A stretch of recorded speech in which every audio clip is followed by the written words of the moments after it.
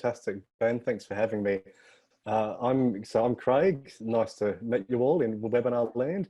I have been a school teacher in schools for children with autism for around 15 years now, and I have always been interested in the education side of things with regards to technology, and I've now worked with Positive Partnerships, which is a federally funded national training organisation with a focus on training families, training schools in understanding good autism education practices, with a focus on that partnership. So not just exclusively teaching parents or exclusively teaching teachers, but really bringing them together to learn from each other.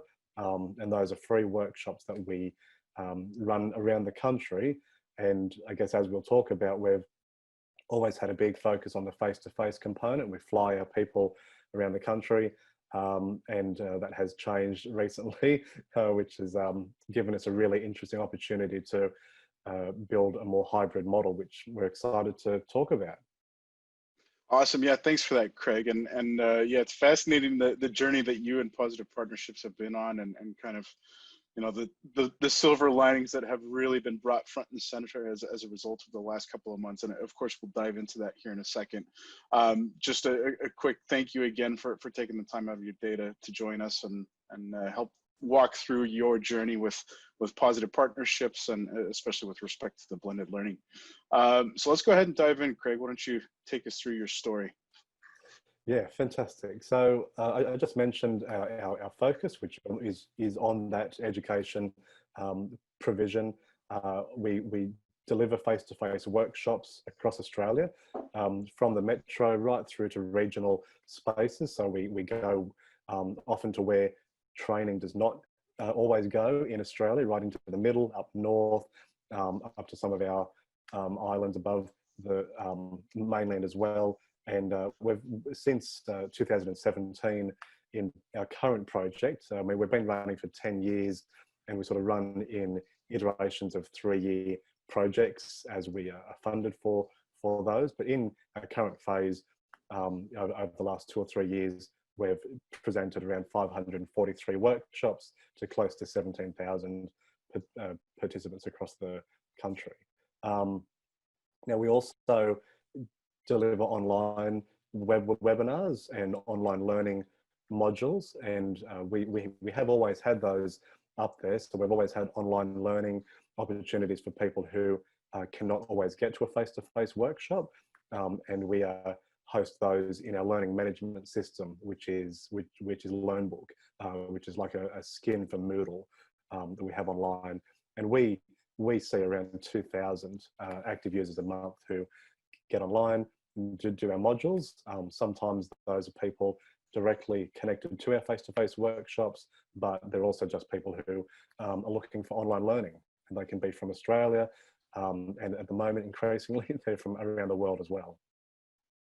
That's awesome. And Craig, before we proceed beyond kind of this overview of you know, the scope of Positive Partnerships, I'd love for you, Craig, to kind of expand a little bit further on what have been the repercussions, and particularly the positive side of that has come out of the COVID-19 environment.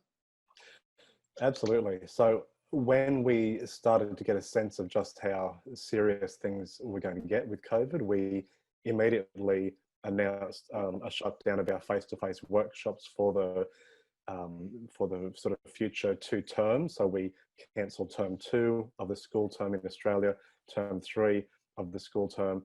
We said we just can't book any venues and anticipate giving face-to-face workshops during that time.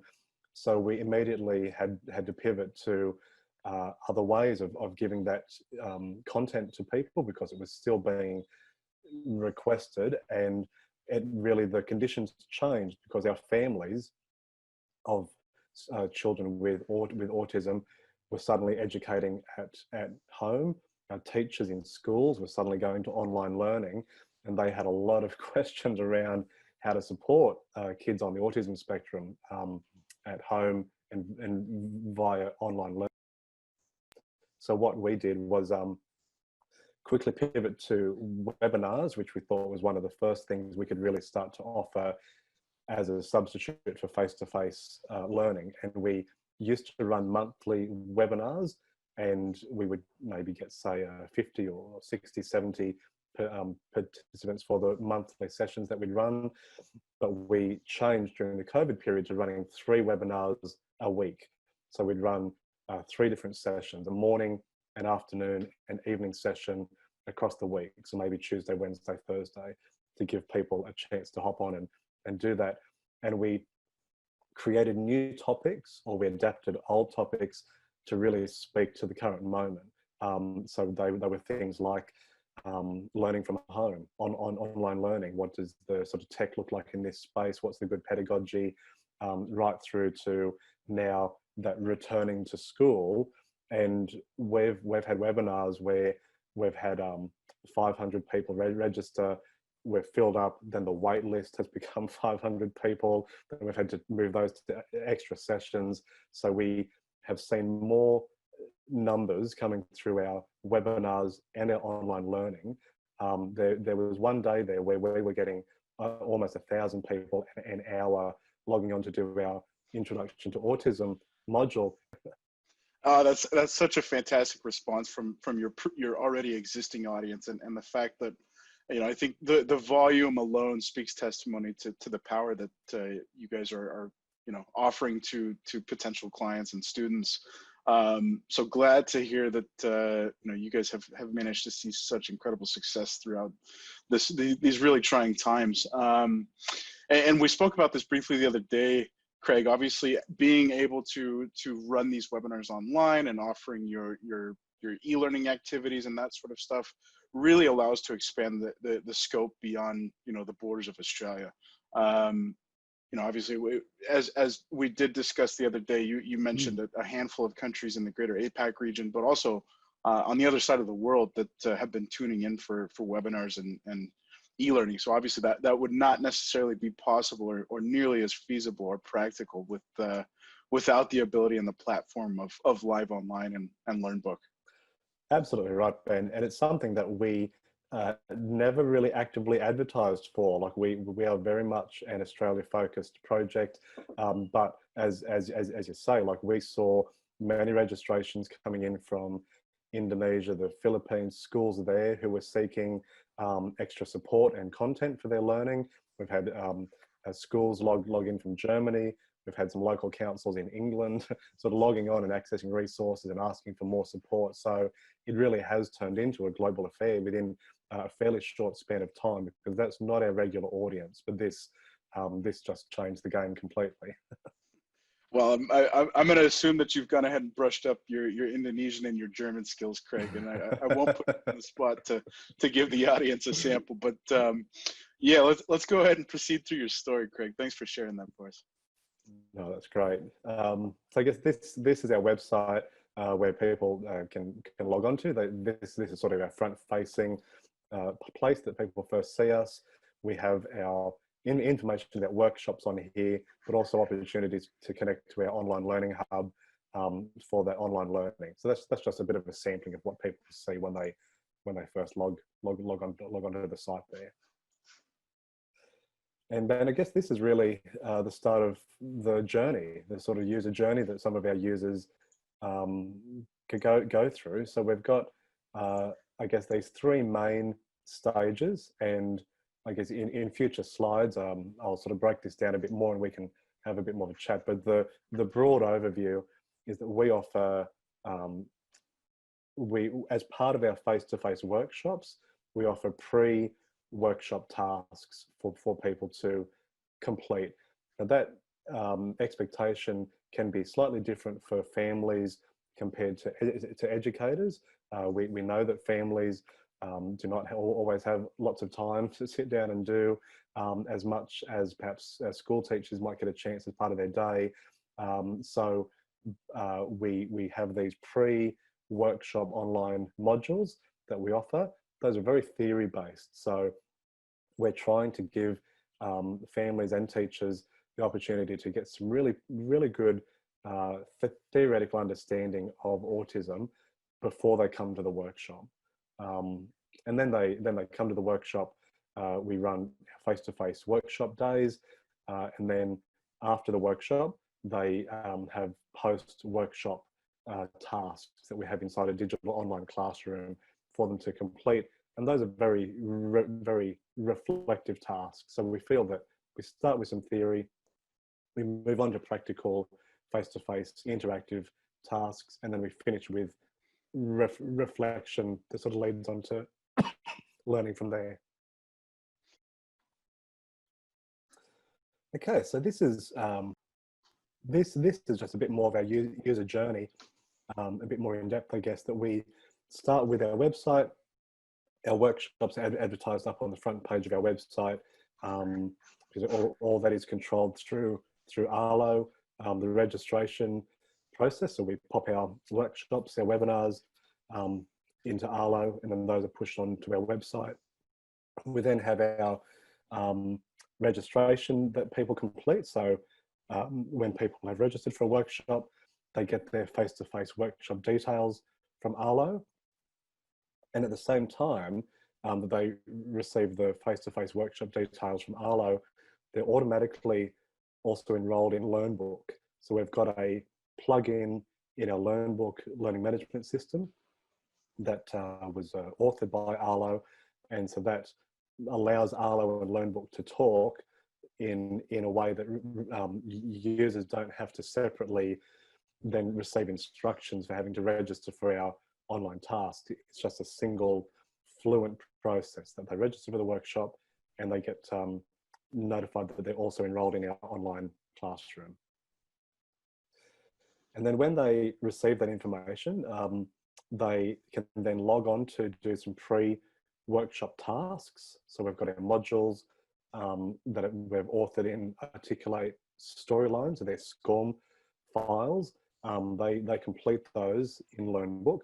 And those pre-workshop modules take around 3 hours to complete. There's 2 modules. One goes for around 2 hours. The other one goes for an hour. And that's our sort of main pre-workshop theory. And then they do the face-to-face workshop, which we've got a 1 or a 2 day version of those workshops that take place. And then users do some post-workshop tasks. Now those are fairly extensive. They run for about 15 hours, because in total, we're really offering a 5-day workshop experience where we're offering 1 or 2 face-to-face days, a bit of pre-learning, and then almost like 3 days of post-workshop tasks. And again, that experience of the post-workshop tasks is very much focused more on our educators who this has national accreditation for. So we've got teachers who receive 5 days of accreditation for their national teaching standards, whereas our families might just elect to do the face-to-face workshop and the pre-modules, but don't need to do the 15 hours of post-workshop tasks. But they still have a fully blended learning experience. It's just not as extensive as our teachers' experience. And then once all that's finished, once they've done their pre, their face-to-face, their post, our team leaders who run our workshops, they then mark off completion within the system, and Arlo sends them a completion certificate, which they're always very thrilled to receive at the end of their journey. Yeah, that's awesome, Craig. And you did highlight a pretty critical point there in the creation of all this e-learning and online activity stuff that applies to both variations of your audience, being the teachers and the at-home learners. You've really, kind of ticked off 2 boxes with one series of content being created, and obviously that is another testament to the power of these e-learning activities, and that you have this content created, and now you're well prepared to serve kind of the varying degrees of audience. It's great. That's right, Ben. And I think during this time of COVID, where we haven't been doing face-to-face workshops, we have still experimented with versions of giving our face-to-face workshops in a webinar environment. So That's something that I sort of haven't articulated on this slide, but and this is our sort of regular user journey in non-COVID times. But in COVID, we have actually been experimenting with giving that face-to-face workshop virtually, just so that's been something that hasn't been lost. Because some schools were booked in, and we gave them the option. We said, you can wait until social distancing is back to a regular space. And some of those schools said, no, we'd love to proceed. So we made virtual versions of those workshops that could be delivered virtually to hopefully make as seamless an experience as possible. That's awesome. Thanks for the additional insight there, Craig. So this is just a breakdown of a bit more of our what each of the steps actually look like. So this is when participants register for a workshop on our website. This is what the instructions look like that they get from Arlo. So they get the location, they get all the extra information. Down the bottom of this email, there's extra detail around the pre-workshop tasks that they're going to complete. And this, like, it shouldn't be understated just how important this is. Like, we never had a system that could do this as successfully. Now that we've got all this running through Arlo, it's such a seamless, time-saving, cost-saving process just to have all this automated and to be pushed out to our participants, and they can unregister if they'd like to, or they can, get extra information from the site. So that goes through to the participants once they've registered. And like I mentioned earlier, when they register for the workshop and they get that info from Arlo, they're simultaneously enrolled in our LearnBook Moodle, our online learning management, that they receive their login details for that. And I'll talk a bit more shortly about the technical aspect of how that works. But that's, again, just been a real game changer for us, that we, in the past, used to have many different systems running that didn't speak to each other. So we'd have to have people manually log in to do a module here, manually register for a workshop here. Now it all just takes place automatically and simultaneously for users, which is great.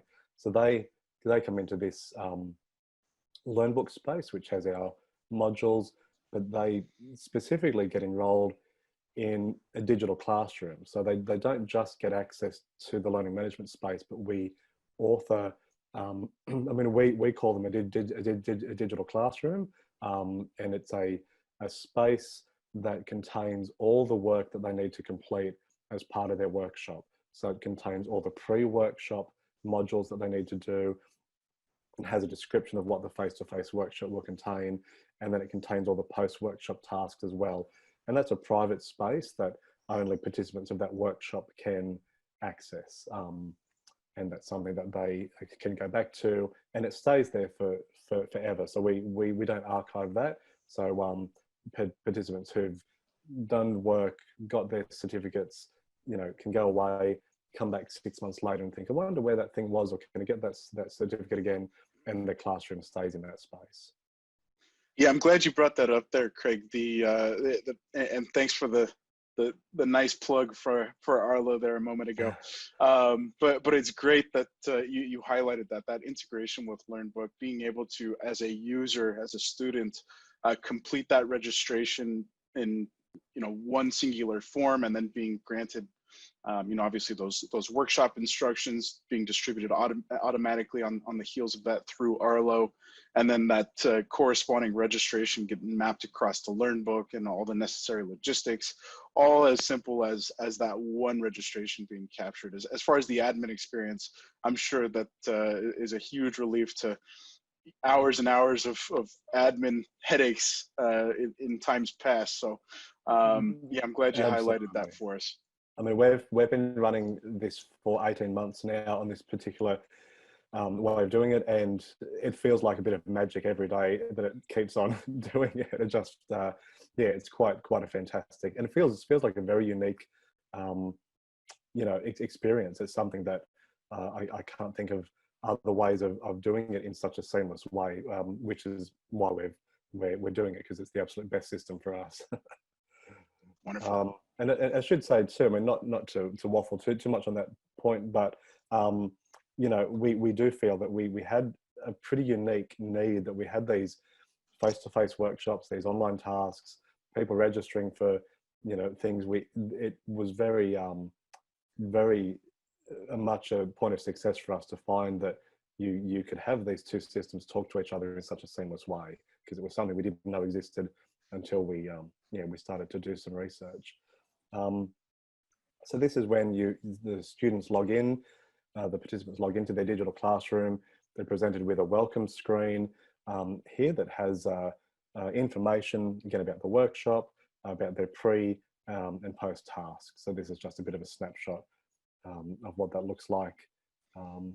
Some of the team were unsure if they'd get that same level of connection through the online space, through the sort of digital platforms that we're running. But when we've been able to explore those ways of directly communicating with students, looking at the tasks they're completing, giving personalized feedback, setting up these individualized spaces, talking to them through the webinar formats. Like, it's been really lovely that our most people workshop presenters who just want to cuddle people and get all sort of warm and fuzzy, that has translated really well into the online space, with a few reevaluation of how we actually engage people and make that happen. It's wonderful to hear. Yeah, translate. Like I mentioned, I can't tell you how many times we've heard that is a big aspect of the reluctance. So being able to translate that successfully from face to face to online, those people are still able to satisfy that warm and fuzzy feeling, and I'm sure it's reciprocated on the student experience as well. Yeah, absolutely, Ben. So this is just a screenshot again of when participants open up a module for their pre-workshop modules, but also to their post-workshop tasks. We author these in Articulate Storyline, and they are SCORM packages that sit on our learning management on LearnBook, that people then can open and work through at their own pace, and they work across, you know, multiple devices. So you can start it on your laptop, close it down, catch the train, open up on your iPad, keep going. And yeah, our users give good feedback on the usability and value of these sorts of modules. Yeah, Craig, and you brought up Articulate. Just to clarify for our listeners who are unfamiliar with Articulate, can you expand real briefly on Articulate Storyline and what you've leveraged that particular software for? Yeah, absolutely. So Articulate Storyline is a module authoring software, and really it looks very much like Microsoft PowerPoint, except that the options are more geared towards creating interactive experiences. So rather than slide-based content, you're making slide-based content, but with the user clicking on buttons, doing tasks, in interactive activities within that module. So we do two things. One is that we have staff who are trained in using Articulate Storyline, and when I say Articulate Storyline, Articulate is the I guess the company, and Storyline is the particular piece of software that's being used. So they open Storyline. We've got staff who are trained in authoring modules in Storyline, but we also get our e-learning provider, our host of LearnBook. They create modules for us as well. So I guess our staff know how to edit modules. They might create little micro learning modules that are a bit smaller in nature and that use some of the assets and content that our bigger modules have been authored by our e-learning partner. So that I guess we've got some skills on our team to author this content, and the software itself is very easy to work with. So we can go in, make changes, update content, but we rely on working in partnership with our e-learning provider to have digital artists to create assets and to create a really good workflow within that sort of user experience space, which we're very pleased to be able to work with someone who can partner with us in such a good way.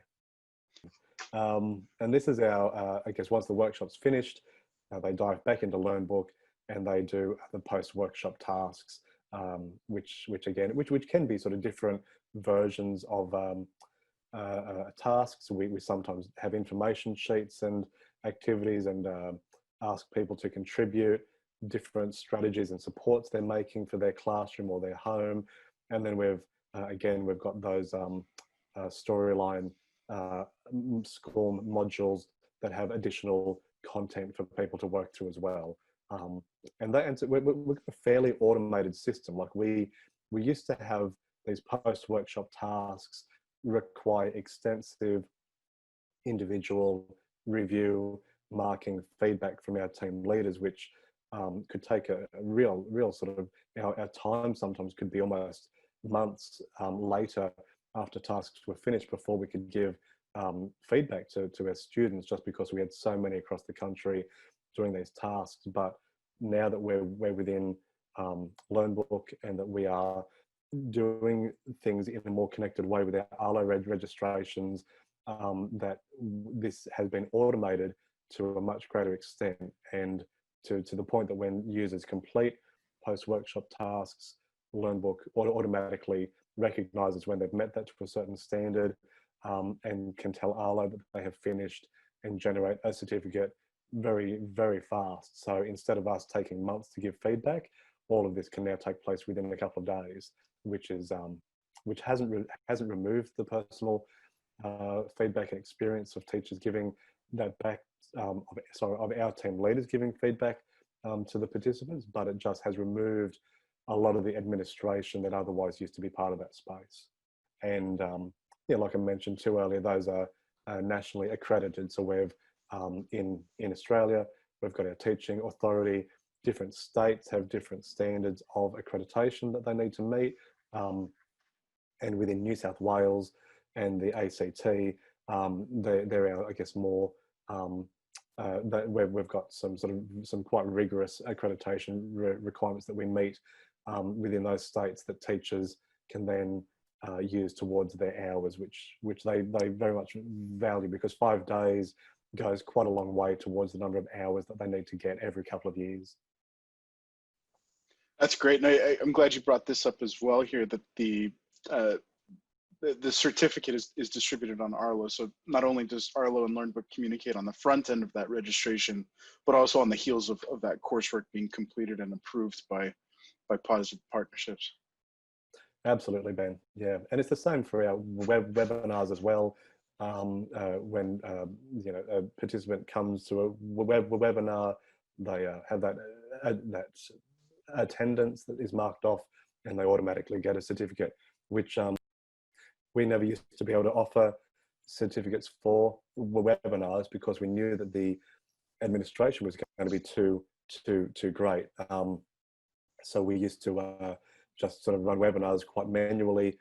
This was sort of pre-Arlo days, and we wouldn't even offer a certificate because we knew it was too much to do that. But now we're running, like I said, 3 webinars a week, hundreds of users, and we had to have that certificate process automated through Arlo. Just, is a thrill, and it also attracts more users because we advertise up front. You're going to get a certificate. This is all part of the package, and people love to have that as part of their professional learning package at the end. Sure, great. Ben, I guess this is just a bit of the sort of technical aspect of the connection between Arlo and LearnBook. To just sort of step through that, is that our users, as I mentioned earlier, they register for our workshop in Arlo, and then the process from there is that Arlo tells LearnBook to create a new user account using the email address that the user registered for with Arlo, and that it brings across particular fields from the Arlo registration into LearnBook. So we we might want to capture their name, their role, are they a parent, are they a teacher, what state they're from for their accreditation requirements. So the user enters that into Arlo, and then they don't need to enter that again into a LearnBook system, because the plugin that speaks to Arlo can pull all of that, their email address, create a user registration for them, and then that becomes their login in LearnBook. So they don't need to set up a username in LearnBook. They just log in with the very same email address they used for Arlo, and that's explained in the email that they get. A password is automatically generated for them within LearnBook, and then they can just log in successfully from there. And when we create, as we're authoring the workshop in Arlo, as we're setting that up, we then also create a digital classroom in LearnBook in the back end, and we link those two, so that when the user registers for the workshop, they get into LearnBook, they then see their private classroom in LearnBook that no one else can see, only people who registered for that workshop. And then they log in, they do their work, and when they complete the requirements, it sends a signal back to Arlo saying that they're finished, and that's when they get their certificate. And all of that is very seamless. Like, it's not something that requires us doing a lot of back end work. The plugin just gets very easily installed in Moodle. It's like a 5-minute job to upload that into the system, get it connected, and then from there, it just sort of works. And LearnBook sends a signal to Arlo every couple of minutes to seek new users to make accounts for. So that just happens automatically across the day. Yeah, that's an important note to point out there, and thanks for the really succinct, high level kind of synopsis of that relationship between Arlo and LearnBook you've got here. And you're absolutely right in that data is always being mapped across between Arlo and LearnBook. So multiple times throughout the hour, more than likely at the least, often multiple times throughout the day, that Arlo data is going to reflect exactly what's taking place on the LearnBook side. So obviously, as you have that audience who's tuning into positive partnerships from throughout the world, Arlo is kind of constantly pulling that data. And if you log in at any time of day, you're going to get a pretty accurate, up-to-date picture of what's happening. And it's super cool that the way that this plugin works, really that end user experience, the only interaction that they have with Arlo is that initial registration, and unbeknownst to them. And then everything else is happening on LearnBook, but obviously that communication is pretty constant between the two platforms behind the scenes. So great for pointing this out here, Craig. Thank you. Yeah, great, Ben. So I mean, that's sort of, I guess, where we've been up to with our work. Like I said, our recent work, as we did talk a bit more about, is that our sort of COVID work has very much ramped up our webinars. Some of the virtual learning has very much, like I said, gone from monthly webinars to 3 times a week. Now, I mean, post COVID, we're not keen to really reduce that, because we love the engagement that we're getting. We've got a whole new audience of people who are tuning in weekly, and the same people are coming back, saying, can't wait for the next webinar. They're meeting people that they know within the chat box, and they're chatting. So we've formed all sorts of new community partnerships and relationships between users that more frequent content has been able to establish in ways that our monthly webinars never did. So I think we'd be missing a great opportunity if we didn't keep that going. And like I said, our team has really gotten into the flow and see the enjoyment of doing that now. So it's something that we're going to sort of keep running with. And our user numbers have really gone up.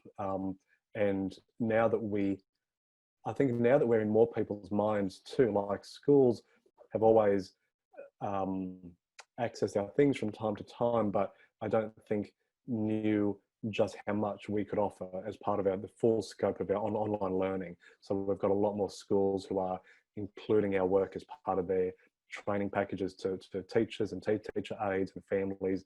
And all the time we're getting contacted about ways now to offer different versions of that to schools. So yeah, that's something that, like I said, this sort of period has really given us more exposure and access in ways that we didn't anticipate before all of this took place. Well, as we kind of alluded to earlier, Craig, I hope, and I'm sure at Positive Partnerships, it sounds like you guys are holding the same hope, and that this has just been the tip of the iceberg for you guys, and that growth continues to really take off, and that international exposure, that overall engagement to the, you know, I think it's super cool that you guys have been able to kind of facilitate and foster those relationships that are naturally occurring. And, oh, hey, there's my buddy in the chat box, and, you know, obviously that, you know, that networking that is typically kind of perceived to be reserved for the face-to-face is 100% taking place in you know, your live online platform. So that's absolutely fantastic. Again, we're really excited to see where Positive Partnership goes from here. Absolutely. Thanks, Ben. Which, as you say, I mean, this is our future, that we, you know, this is hopefully just going to keep on growing. We're really excited once we do go back to face-to-face workshops, that we will not drop off all these amazing hybrid blended learning experiences that we've been able to establish. For us, returning to face-to-face is just going to give us more opportunity to give options to people, to connect face-to-face workshops in virtual ways that we've never done before. We've got a whole bank of some very exciting little innovations that we're keen to start experimenting with as this space keeps growing. And yeah, so it's been a really interesting time.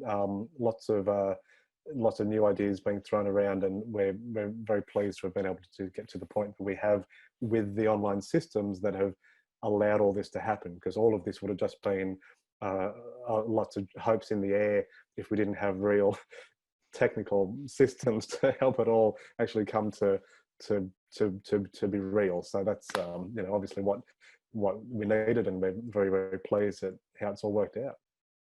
Yeah, that's awesome. And I'm sure a lot of our folks that are tuning in and listening and viewing this discussion here, Craig, are finding that inspiration that you know, it's time to pull the trigger on this online platform for learning and discovery for prospective students.